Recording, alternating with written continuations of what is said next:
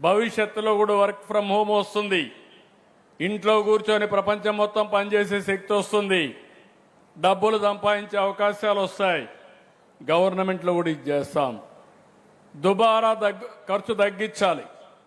చాలామంది ఒక కాన్వాయ్ ఒక ప్యాషన్ అయిపోయింది.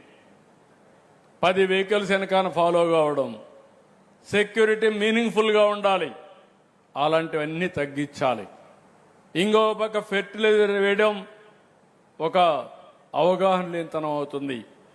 ఈరోజు టెక్నాలజీ వచ్చింది, సెటిలైట్స్ వచ్చేసాయి. మీ పొలంలో ఎంత ఈల్డ్ వస్తుందో ప్రిడిక్ట్ చేస్తుంది. మీ పొలం ఎంత భూసారవంతంగా ఉందో ఈల్డ్ అది కూడా ప్రిడిక్ట్ చేస్తుంది. ఏ పంటకు ఎలాంటి మైక్రో న్యూట్రియంట్స్ వేయాలని చెప్పే పరిస్థితి వస్తూ ఉంది. అంటే ఇవన్నీ వచ్చినప్పుడు మనం ఫెర్టిలైజర్స్ వేయాల్సిన పని లేదు.